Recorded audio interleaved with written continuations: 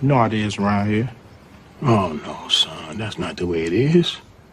You kids today are nothing but punks. Sissified. So quick to pick up a gun. You're scared to take an ass whipping. This is what makes you a man. When I was growing up, this was all the protection we needed. You win some, you lose some. But you live. You live to fight another day. And you think you're a man with that gun in your hand, don't you? I'm a man without it. Put the gun down.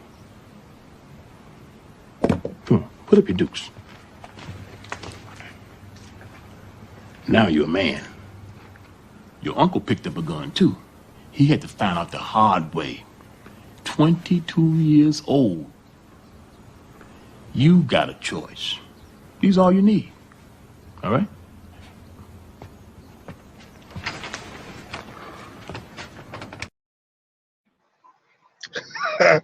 What's up, everybody?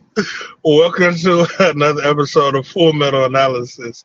And yeah, man, Lions got their ass whooped. And I don't know if they know how to handle it, man. I don't know what to do. How you feeling about the Lions and their performance on Sunday, man? I mean, Shout out to the late great John Witherspoon. I put that clip up because I feel like that's Lions Nation right now.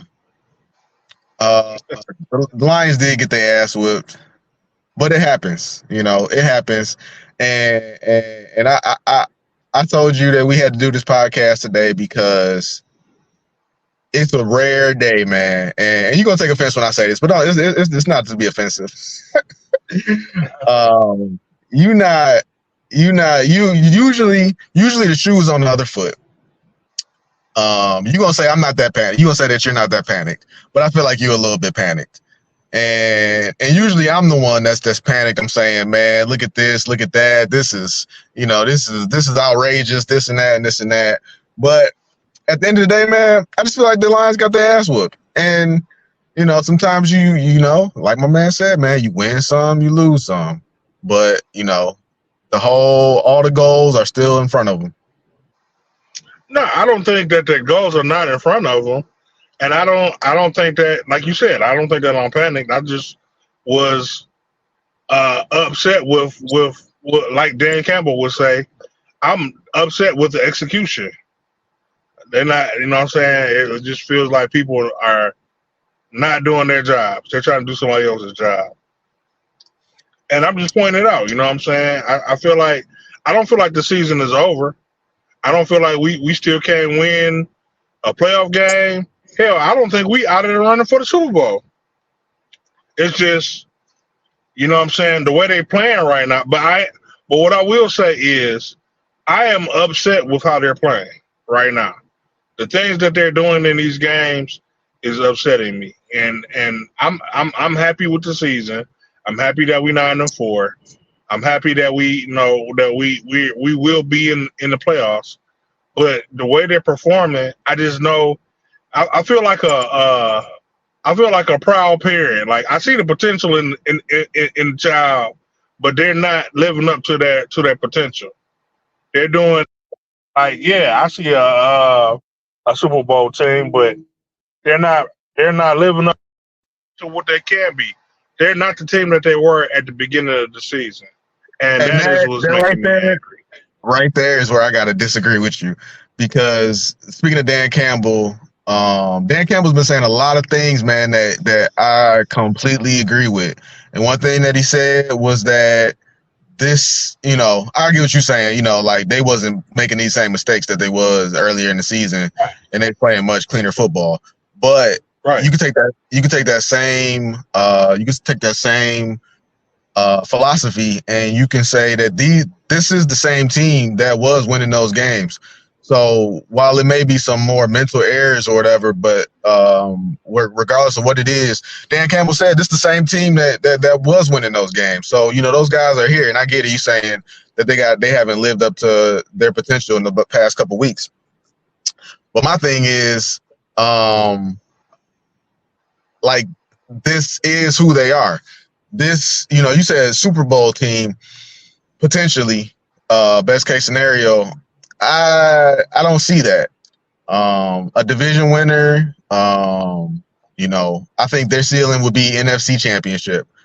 Coming into the year, we said that, you know, if they beat the Chiefs, well, I said that you agree with it, but I said that if they beat the Chiefs, the sky's the limit for this team. Looking at it now, me personally, I don't think that Chiefs victory was as big. I mean, it was still big, but like, I'll just say that's not the Kansas City Chiefs. That's not the Super Bowl Kansas City Chiefs. That I'll say. That's still Patrick Mahomes. That's still Andy Reid. You know, they didn't have Travis Kelce, and they didn't have Chris Jones. But that team we beat was not the Super Bowl winning Kansas City Chiefs. Those were the new Chiefs, who are like 8-5 now. So they're struggling. They had a dogfight with the Bills yesterday. But I guess this team is just, they're a good team. And so I'm not really frustrated that much because they're not a great team, and I expect them to be bad on, you know, some games.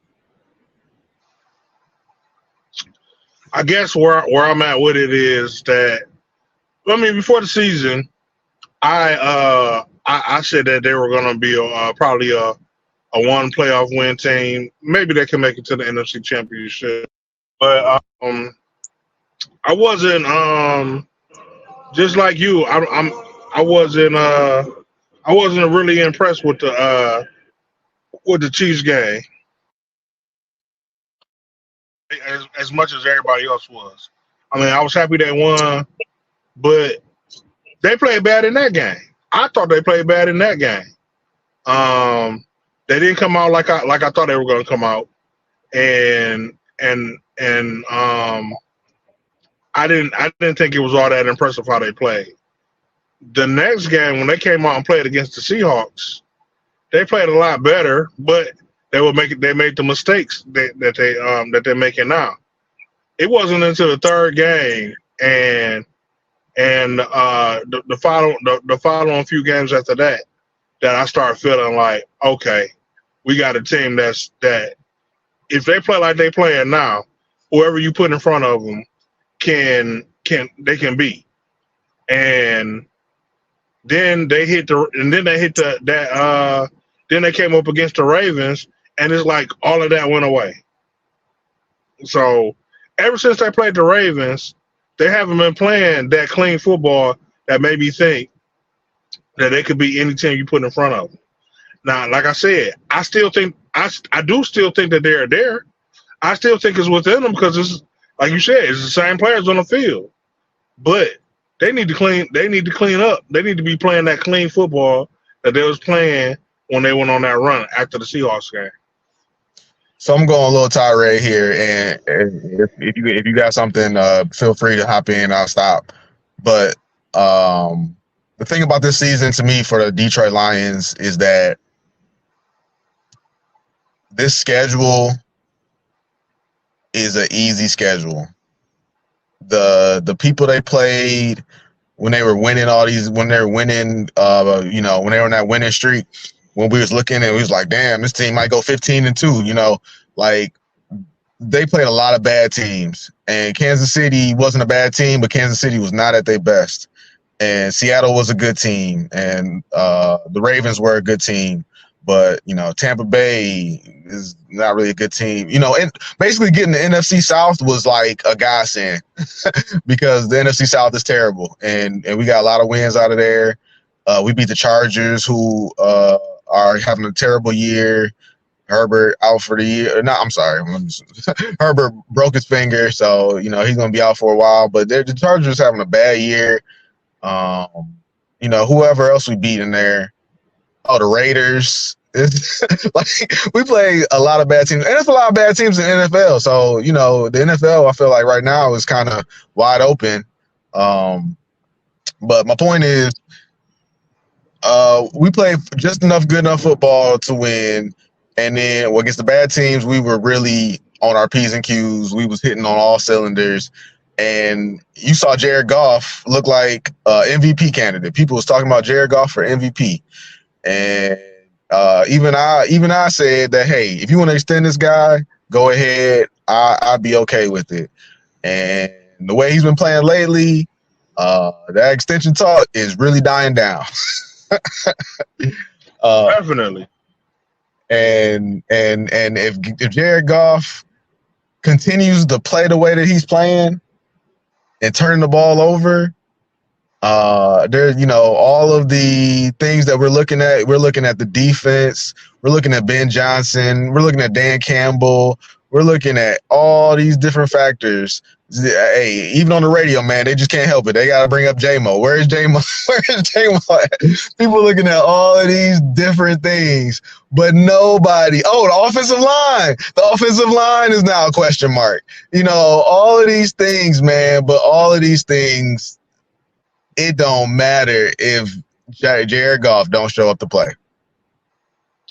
Yeah, and that's my point, man. Like, all these, yeah, I mean, our schedule wasn't the strongest schedule, but you can say the same thing about the Cowboys. And ain't nobody saying this, all the shit they said about the Cowboys. I'm saying, Cowboys just had Philly. The Cowboys had San Francisco. The Cowboys played some dogs. And they lost against them dogs, and the only one they beat is they beat Philly, and I don't know what Philly is going through right now, but Philly just dropped one against them. But before that, they hadn't really played nobody, and all the people they did play, they lost to. So, and what I'm saying is that all the games that we lost, barring the Ravens game, it's been because of us. It's been because we had 3 turnovers or more in those games, and we weren't playing up to par. It wasn't like those teams that we lost to just came out and beat us because they just outplayed us, or somewhat. But it was mainly because of the mistakes that we're making. I don't think it was the team. Like Baltimore, that was a flat out loss. Baltimore came out. They kicked our ass. No matter how good we played, we weren't gonna do nothing about that game. That was a loss. That was Baltimore being better than us. The other games, mistakes. Green Bay was a pretty handled. Green Bay handled us pretty. You mean the game when we fumbled 3 times? But yeah. See, when you say it was mistakes, like you said, we lost yesterday because of mistakes. Well, you can't even really say that because it was all around in all different phases of the game. I feel like yesterday was a more. I guess Green Bay wasn't. I don't know the fumbles, but I mean that goes back to Goff. Like, I'm not.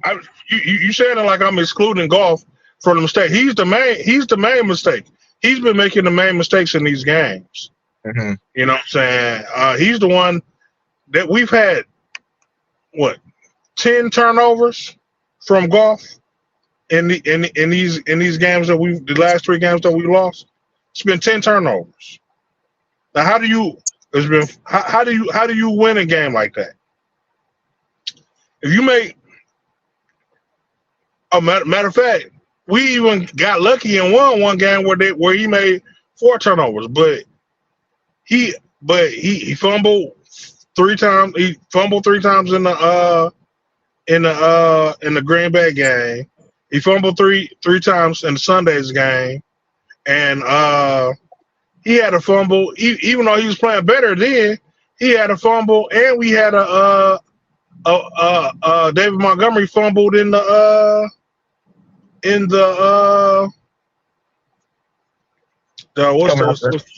whatever game. No, I didn't tell you until like coming out the half, he fumbled it. So it sounds like your thing is like, then if we just don't turn the ball over, we'll be fine. But I feel like we spent all morning talking about Ben Johnson and his lack of play calling.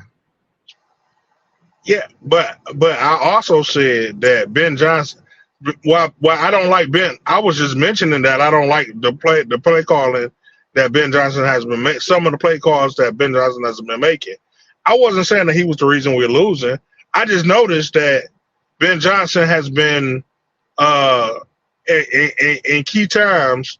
There are times when I'm like, I wouldn't have caught that play, or he could have ran a better play, or I think they need to get J-Mo the ball more, or they need to run the ball more, or, you know what I'm saying, when it's a simple play, like a 4th and 1, when we only need a simple run up the middle, he's doing all this razzle-dazzle, reverse. No. All right, let's take it easy. That was the one play yesterday. I'm not going to let you turn that one play into he does that every. No, he's done it in other games. He did it when we was on the red zone. I forgot what game that was. But he did it. Well, we was on the red zone 3 times and we couldn't get in the end zone. I think we won that game, but it was like our red zone. If anything, he runs that reverse to Amon-Ra, or he'll do a. I mean, I was using the reverse as an exaggeration, but he was running. The one up the middle. You talking about the one up the middle? That's what I'm talking about. You talking about that terrible handout that they did to Gibbs yesterday? That was the worst play call I've seen Ben Johnson make all season. Yeah, but he's made calls like that before, where all they needed was a simple run, and he's tried to like throw it, or he's tried to do some fancy run. Like I forgot what the one was where I think they handed it off to the running back. They handed it off to Goff. He handed it to the running back. He stopped and tried to run the other way. It was some crazy little play. It was real slight, you know what I'm saying? But it held up the play long enough for the defense to get to the ball carrier. And that game, all he had to do was run the ball. All he had to do was call a simple play that you either run straight up the middle, or when we in the red zone, why aren't we throwing to like a slant to Amon-Ra St. Brown or Laporta? Like, I haven't seen that game. I haven't seen that play in the red zone, and we're like one of the worst red zone teams in the league. But I like you making it too complicated. That's all I'm saying with that. But he's not the reason that we're losing games. The turnovers is the reason we're losing games. I'm saying that if we could score those failed red zone points, then that would help out a lot. But he's not the reason. The main reason is the pass rush and Jared Goff. Those are the reasons we're losing games. The defense, the pass rush is getting to the quarterback, and they're not tackling the quarterback. They get to the quarterback, grab him, and the quarterback has enough time to be like, "Oh my, he's grabbing me. Let me step up and escape, and then throw this ball." It's like yeah, Aiden Hutchinson has pressures, but he's not. He's like grasping at the quarterback. I seen numerous times on Sunday or yesterday when they was grasping at the quarterback, and Justin Fields should have been a sack because they had him in his hands. You know, stepped out of it and ran for like 20 yards or 17 yards on like 3rd and 17. We can't get off the field on 3rd and 17 because when the pressure does get there, the quarterback steps up and completes a 17-yard pass. Jordan Love was doing that. The Saints was doing that. So, I mean, yeah, turnovers and the pass rush. So I'm not mad. I guess I'm just not mad because nothing's really changed. Like this is what I've been saying all year, but now we on the other side of it, right? So like, you know, we had videos before trade deadline. Marcus, do you think they need to do something during the trade deadline? I said, yeah, Bruce, I would love it if they went out and got a defensive end or a cornerback. And then you said, well, you know, they got guys coming back from injury and they like the guys that we got in house and da da da da. And what did they do? They went with not your plan, but they did what you said that they were going to do. They held firm on what they had, and they said that we like what we got in house, and we're going to make it work with this. The problem with that is that the guys that you have in house are just guys. There are no all pros. There are no Pro Bowlers on this team. Aleem McNeil was a borderline Pro Bowler, but he's hurt and he's gonna miss like the pretty much the rest of the season, and he should be back for the playoffs. So it's like how can you be surprised? Well, I guess you have more faith than I did, but like I had no faith in this defense being good. And you're gonna say, well, they get to the quarterback. Yeah, they get to the quarterback. like ain't you ever seen where that like meme where my man dangles the dollar and like the guy gets his hand on it and he pulls it away? Like that's what these quarterbacks are doing. Yeah, I did have a little bit more faith in the line. So, but when the trade deadline came up, I was on the same page. I was like, if they do get a defensive end or a defensive tackle, I'm not mad at that. But I felt like Pascal was going to come back and do better than he did. Nope. I thought we were gonna see a lot more out of Broderick, out of Acquire and Broderick Martin. I thought I mean, just guys, man. Those guys, those are depth players on a good team that come in, spell you, and they would look so much better on the depth on a deep team because they just got to come in spurts. They not guys that you rely on, in my opinion. But at that point, we hadn't gone 2 months without a sack. You know what I'm saying? So, because we were playing the New Orleans, not the New Orleans Saints, we was playing the Carolina Panthers, and we was playing the Tampa Bay Buccaneers, and we was playing, the Bryce Youngs and the Baker Mayfields, and like I said, we weren't playing anybody that was putting us at that was testing us. Nobody was really testing us like that. That's how I feel. I feel like nobody was testing us. Them teams that we played, nobody was testing us. And I will say that right now, even though, Green Bay, Minnesota trying to creep up on us and we just lost to Chicago. I think Dan Campbell, and I like Dan Campbell, but I think this loss is really going to show us Dan Campbell, show us who this team is. I think that this next game against Denver is going to be a hell of a game.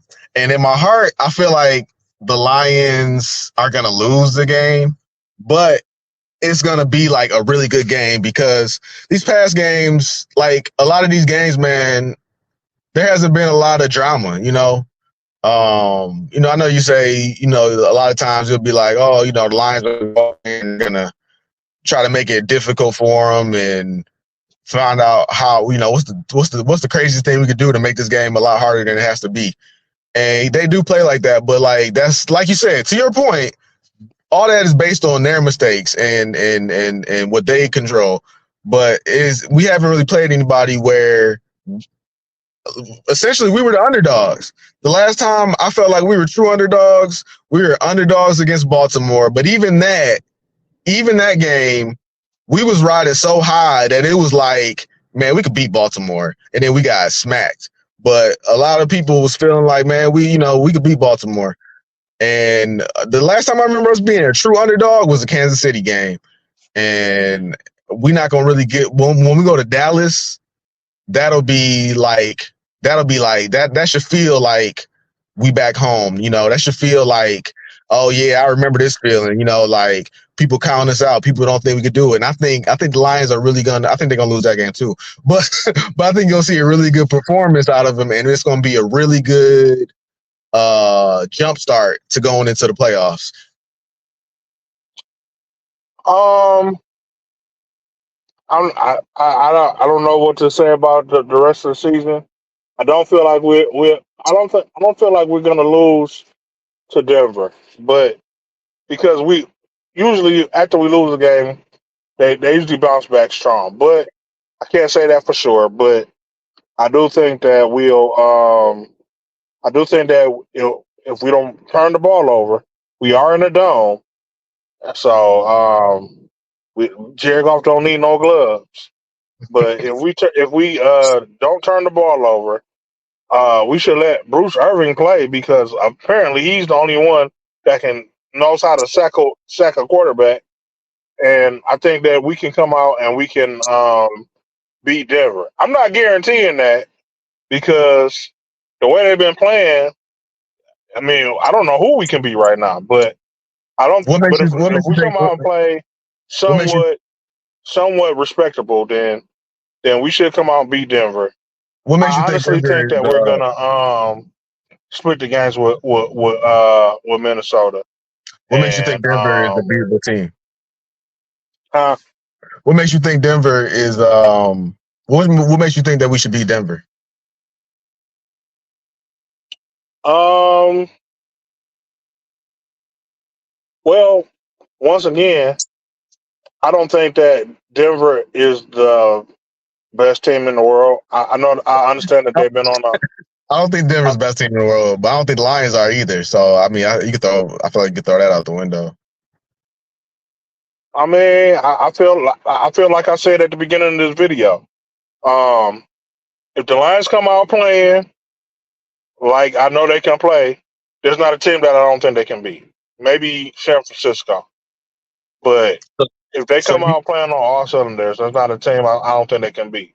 But they have to actually follow through with that in order to do it. So if they come out, they don't make any turnovers, and Golf acts like he can throw the ball again. You still got one of the top five offenses in the league, and all I need the defense to do is hold it down just a little bit. So I mean, we still a top tier offense. It's just the head of that offense has been fucking up lately. So if he comes out and don't fuck up, then we can be Denver. you saying we beat Denver if Jared Goff outplays Russell Wilson, essentially. Mm, I don't need Jared Goff to outplay Russell Wilson. I need Jared Goff not to fuck up. Hmm. Because we because I haven't seen the Lions play well against a quarterback that can like not even run. Like Russ could run, but not even run though, because Lamar didn't even run on us. Lamar just moved.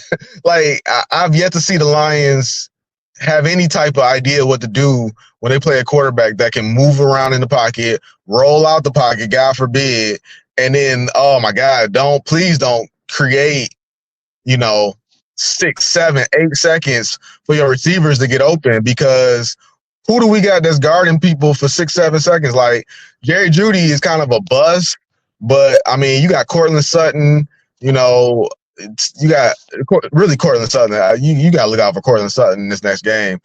And on top of that, who did Dan Campbell learn? Oh man. On top of that, Sean Payton is Dan Campbell's mentor. So, I don't think you can just overlook that. I'm not overlooking it. I think that I mean Dan Campbell strikes me as the type of guy that, you know what I'm saying, if Sean Payton is your mentor, you want to go out and beat your mentor. So I don't think that makes him scared. I don't think that scares him. I think that gives him motivation in order to motivate his team to go out there and play harder. Yeah. On the flip side, though, you think Sean Payton isn't motivated to, you know, not lose to his pupil. No, it's gonna be motivation all around. But you know what I'm saying? That I don't think I don't think that either one are gonna step up. I'm not saying it's a guarantee win or we're gonna go out there and kick Denver's game. I think it's gonna be a close, tight game.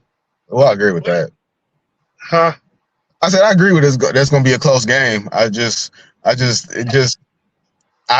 surprised that Russell Wilson, especially who seems to have kind of found his rhythm, you know, I feel like Russell Wilson is the prototype of what the Lions cannot stop. Russell Wilson is. I always thought Russell Wilson was a good quarterback, but Russell Wilson is like I don't want to compare him to him because he's better than that. I was going to compare him to Herbert, but because I don't think that in the big moments, Russell Wilson was the one that went out and won those games. I think that Beast Mode was the one that went out and won those games in the clutch moments. I think Russell got him there, but when it came down to when you needed to make a clutch play, he's not the guy. It was Beast Mode. Okay. Okay. Then that makes sense. That makes sense on why we disagree on who we leaning towards in this game. So I'll accept that. Minnesota right now is, as far as the division, Minnesota right now, they won yesterday 3-0, so they still in the run, but they going back and forth between Josh Dobbs and Nick Mullins. Neither of those guys right now are playing phenomenal football. So if we lose to Denver, you know, even if we were to lose to Denver, to your point, I do think that we could beat Denver. Which way am I leaning? I'm leaning towards Denver. But then we got 2 games with Minnesota and 1 game with Dallas. And even the Dallas game, I feel like they need the Dallas game. They don't need to win it. They need to be in that Dallas game where their back is against the wall. Hopefully their back won't be against the wall to the point where like Green Bay has won like 7 straight games or 6 straight games, and you need this to win the division. Hopefully Green Bay falls off, and it's just a feeling, you know, like where they're counted out, and you can get that feeling back and just kind of find your identity, because right now, to your point, the Lions are struggling with their identity. Yeah, man. Once again, I think the Lions will. I think the Lions gonna will lose to the Cowboys, but they're a team that I think that if they come out and they're hyped up for this game and they play like they should, they can beat the Cowboys. But I mean, because hell, we were a fumble on the 1 yard line away from beating them last year. But you know what I'm saying? It goes back to my point. What's Jared Goff is going to show up? Is the defense going to show that they can actually not just get pressure on the quarterback but take him down? Is Jerry Jacobs going to get beat deep again? I mean, and I hate to rag on Jerry Jacobs because it's not his fault, man. It's not his fault. That's who Jerry Jacobs is. That shouldn't surprise anybody if Jerry Jacobs gets beat. And if Jerry Jacobs is gonna get beat, he's gonna get beat next week. And this is the DJ Moore is not the last time that's gonna happen to Jerry Jacobs. Yeah, I mean, I'm not mad at Jerry Jacobs because he is who he is. He's out there. He's playing better than Will Harris. I would rather have him out there than Will Harris because Will Harris was terrible. But he's not a starting cornerback. You know what I'm saying? And I like Jerry Jacobs. You know what I'm saying? If he has the chance to make a play, he'd make a play. He was getting, I think he had 4 interceptions at the beginning of the year. So I mean, but you can't leave him out there on the island by himself. So I think if the I was about to say the Pistons. I think if the Lions can come out and hold their ground, yeah, they definitely got a chance to win to beat the Cowboys. Do I think they're gonna do it? Based on the way they've been playing the last couple of weeks, no. But I think they can. It is I don't want to call it a blessing, but I feel a little bit more confident in playing the Vikings, seeing as that Justin Jefferson probably won't be playing us since he went back out with another injury the first game he returned back. And they don't have Kirk Cousins. They benched Josh Dobbs. We facing the third string quarterback. So I mean, it gives us a little bit more chance, but at the same time, guys will be looking awful and horrible against before they come in to play us, and then they come in and play us, and then they be having the game of their life. So I can't count on that. Yeah, you can't count on that because in fairness, Nick Mullins was actually the backup, but he was hurt, and then they had to go out and sign Josh Dobbs because they didn't have nobody else, and Josh Dobbs just happened to play well, so they stuck with him. But Nick Mullins was like going into the season, he was supposed to be the backup, and he had started. You know, he started for the 49ers a bunch of games. I think he played with the no, I might be confusing with the other guy, but he's played in the league. So I mean, he's especially by the time he gets to us, he's gonna have, and I think Justin Jefferson will be back by the time that we play them too. So it's not a guaranteed victory, but we're gonna split. That's what I said. I think we're gonna split with them, and we're gonna lose one of either the Cowboys or the Denver game. If we lose the Denver game, I think we'll beat the Cowboys. If we beat the Denver, then I think we're gonna lose the Cowboys, and then we're gonna lose one of the games against Minnesota. I hope we don't lose to Minnesota because I don't think I get it, but I don't think we. I don't. I just can't count. I just can't. Huh? Oh yeah, in the perfect world, though, we go out and win all 4 of these games. That's what I'm hoping. No, in my perfect world, no, we couldn't win all 4 of these games. Like I said, on paper, I can see us losing. I see on paper, I see us losing to Denver, and on paper, I see us losing to Dallas. But on paper, I can't really see us losing to Minnesota.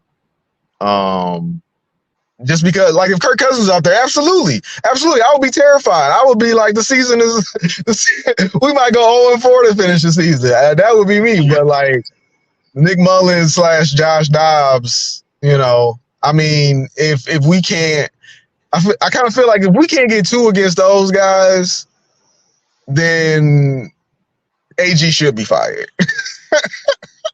I mean, but we should have swept the Bears too, man. And No. See, I can't say that because people are kind of disrespecting the Bears, and I say that because the Bears have been playing really good ball since Justin Fields came back.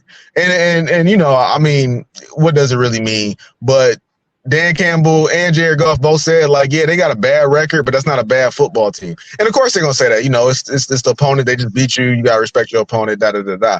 But it is some truth to that because, like they said, it like since the Bears have traded for Montez Sweat, they're a top 5 defense in the league. Like, watching that defense, dog, I felt that defense. There's not a lot of teams where I feel their defense no more. But that Brisker guy, I never even heard of that guy. But that dude was all over the field. Montez Sweat, in on every play. My man from Buffalo. Oh, man, what's the linebacker from Buffalo?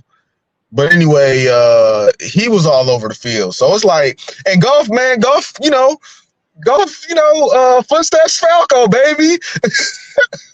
like, come on, man. They blitzing, man, and Goff look shook out there.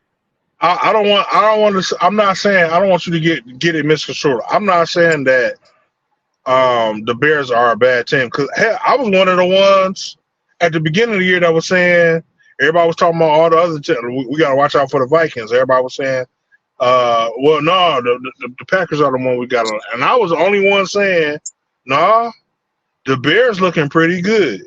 The Bears made some adjustments, but then they came out and they started losing games. But that's been us in the past. The Lions used to be the team that they will play you hard, and then they will come out and they would find a way to lose the game. But no, they were a good team, but they were losing games. So I'm not saying that I think the Bears are a bad team, but I think we're a better team. And if we don't come out and make these mistakes, and on top of that, I feel like the Bears figured this out. I feel like the Bears are like, well, Jared Goff likes to throw the ball in the middle of the field. He's not really good at throwing the deep ball. He's not really good at throwing the ball to to the sidelines. I mean, he can, but he's not elite at it. Jared Goff bread and butter is Amon-Ra and Laporta in the middle of the field. That's his bread and butter. Whenever he gets flustered, that's what his go-to is. So they're like, hey, we got these amazing these good linebackers. What we're gonna do is we're gonna take away that middle of the field. We're not gonna let him throw anything to the middle of the field, and let's see what he does with it. And it worked. Like they couldn't throw the ball to the middle of the field to Amon-Ra or Laporta. So Jared Goff had to make throws that he doesn't like throwing. And what did he do? He holds on to the ball longer.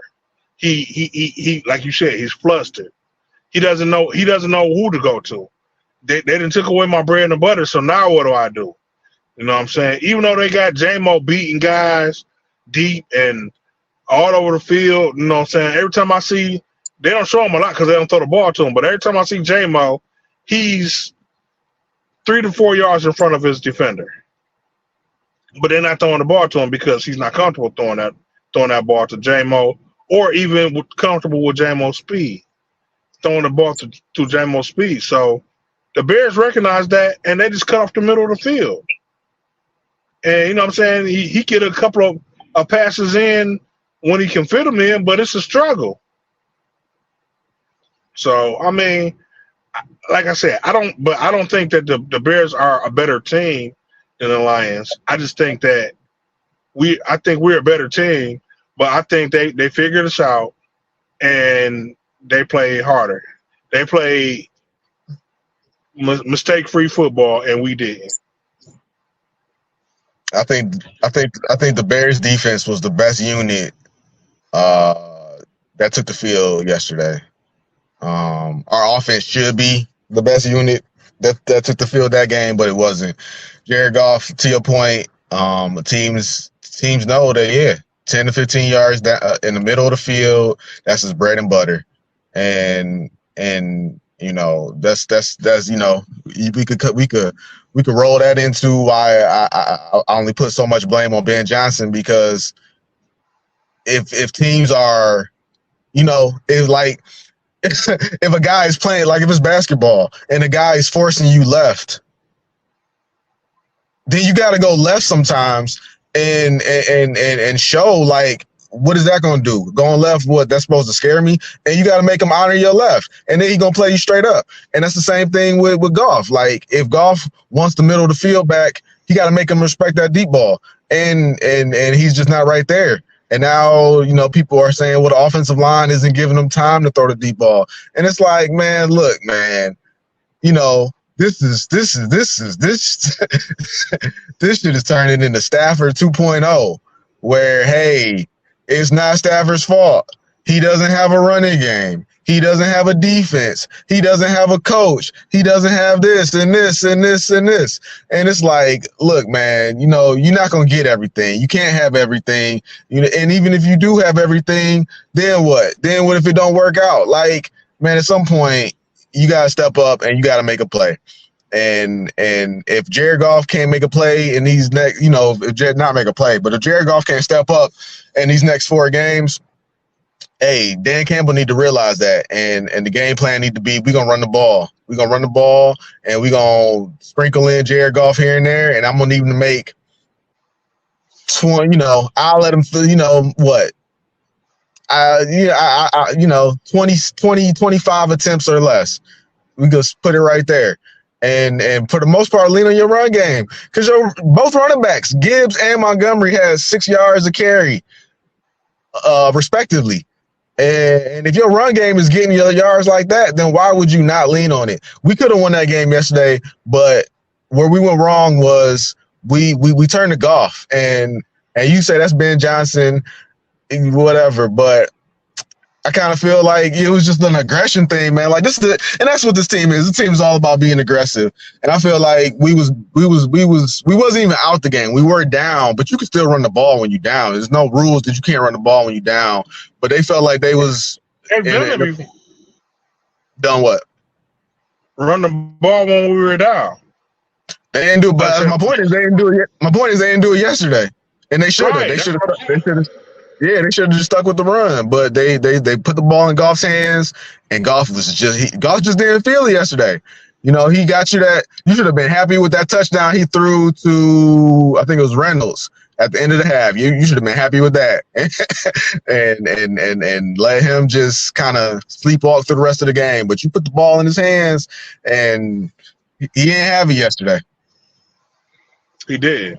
He didn't have it yesterday, man, and he was making bad reads. He was throwing the ball behind guys. He was throwing the ball in the ground.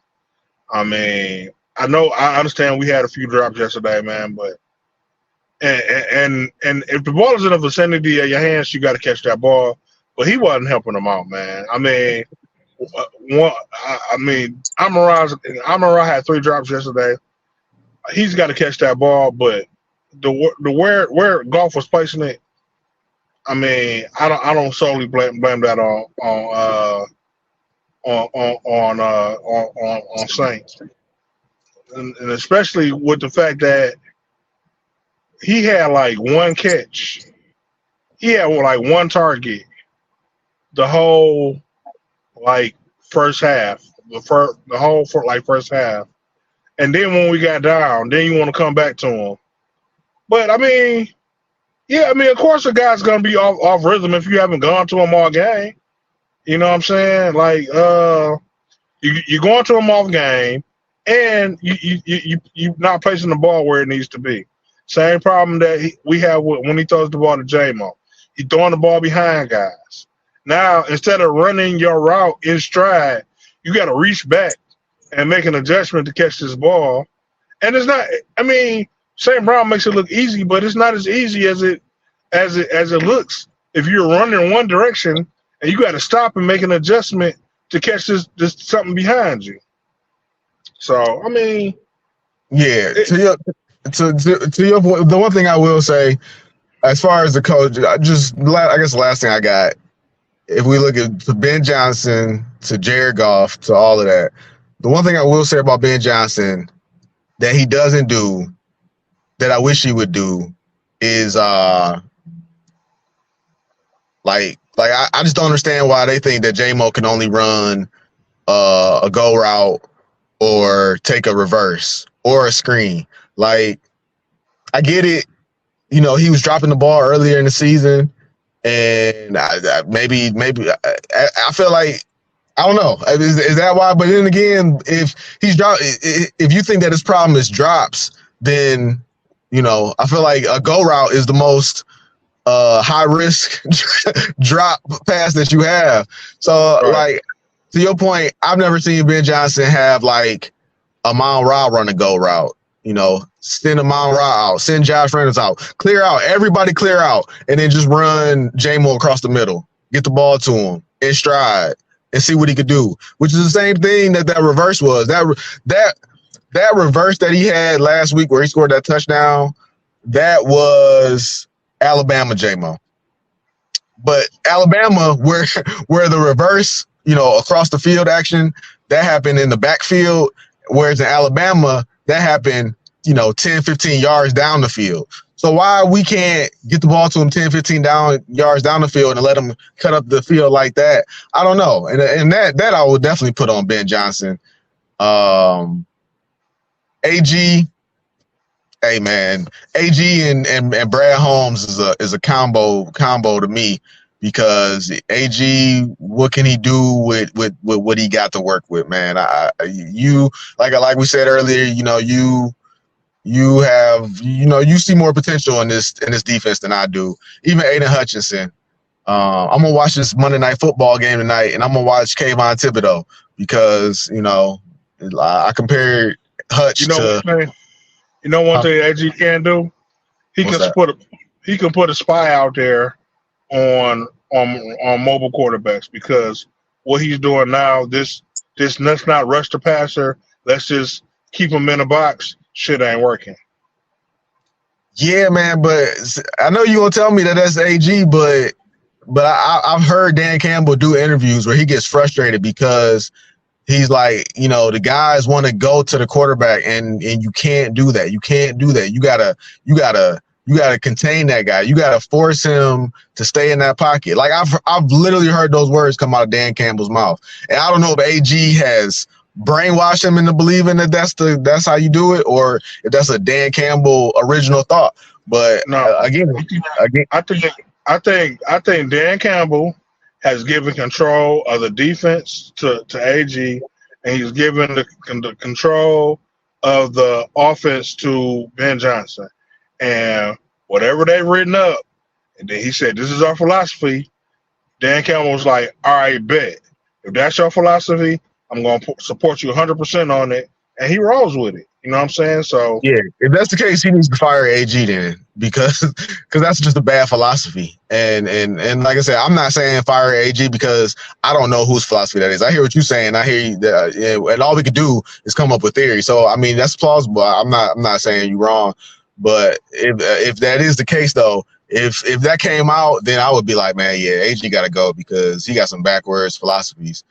But like I said, man, Dan Campbell, for whatever you want to say, the Lions are second in the league in going for it on fourth downs, which shows you that this team is all about aggression. They're 24th in converting those, but that's a whole nother story. But this team's all about aggression. So, I get you should run a spy, but you can't really, I feel like you can't run a spy all game and at the same time be aggressive. But then when you are aggressive, our blitz is like the worst blitz in the league. Like, the defense is just a mess. But I just feel like it's because there's not a lot of good players out there.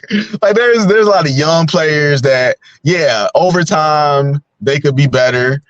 Or, like I said, if they were asked to do less on a better team, on a better defense, they would look a lot better. But when you asking these guys to do basically be starters and they're not starters, this is what you're going to get. Yeah, I mean, yeah. I think he can do something though, man. I'm not saying he needs to run a spy all game, but if everybody knows that the mobile quarterbacks are Achilles' heel, so what you're doing is not working. And I think me and you said this a few weeks ago that AG is stubborn, man. Like, he wants to run his defense. He wants to run his defense. He even said in the press conference last week, I just want to, in my heart, I just want to rush 4 and play man coverage. You know what I'm saying? And that's what he said it. That's what he wants to do. And he's not been able to stick with that, but in his heart, he's trying to get back to that. He wants to run everybody man coverage and rush 4. And at the beginning of the year, he wasn't even running stunts. But he's been forced to do something. So he's made slight adjustments, but it's not working. You got to do something else. You got to come up with a game plan. I mean, if you're the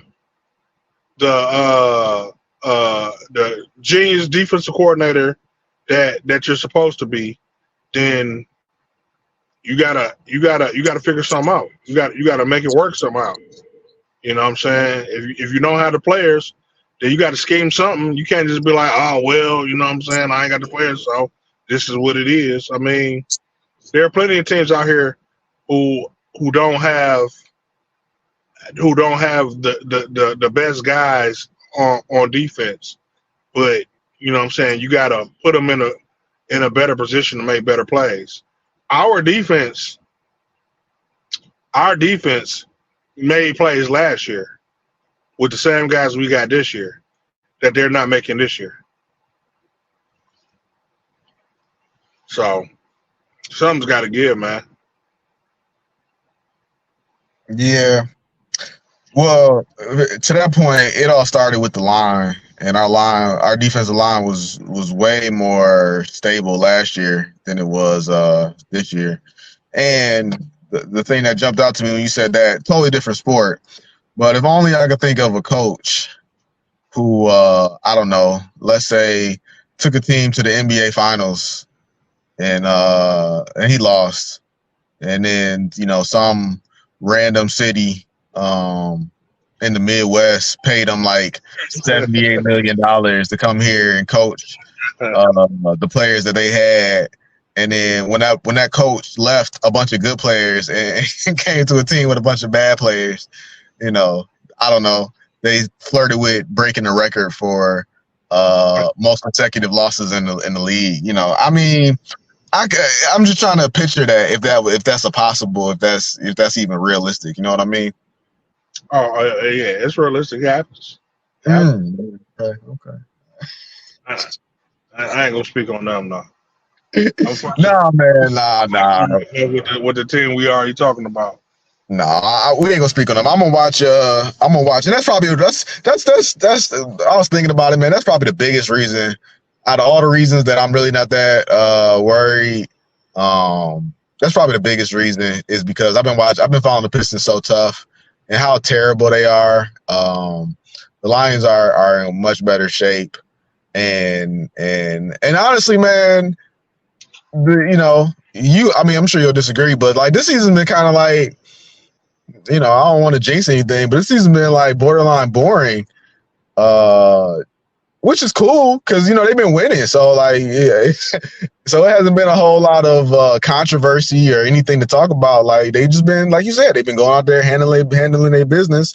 And honestly, this final stretch is probably the most adversity that we've seen all season. So, it's going to be fun. I think they're going to pull it out. This game against Denver is going to be fun. I'm sure we'll do a video before the end. But that's pretty much all I got to say, man. What you got? With everything that I said, man, I still got faith in the team. I don't want y'all to think that I'm out here just like, like all these other Lions fans out here. The season's over. Oh, like at this point, I feel like we playing with house money. It was only our goal for the year was to win one playoff game and win the division, and I think we can still do that. You know what I'm saying? It's not that the losses that upset me; it's how they playing when we lose. And I feel like, you know what I'm saying? Yeah, I'm able to bitch about that because they better than that. You know what I'm saying? But they're not playing like they are. So that's pretty much all I got to, man. You know what I'm saying? Guess I have a few more follow-ups in the next video, and then we can just go from there. Sound good. What we got? We got the Pistons tonight. Tennessee against Miami, and big game, Packers versus the Giants. So we need the Giants and Tommy DeVito to make a miracle happen tonight, man. So I'm gonna be on the lookout. I'm gonna watch Thibodeau, and we're gonna see, man. We're gonna see if the Lions made the right pick with Hutch. I don't think that the Giants are gonna do a miracle, but I hope so. I'm gonna be rooting for them, and I don't think the Pistons got a chance. I don't think we playing a great team, right? Oh yeah.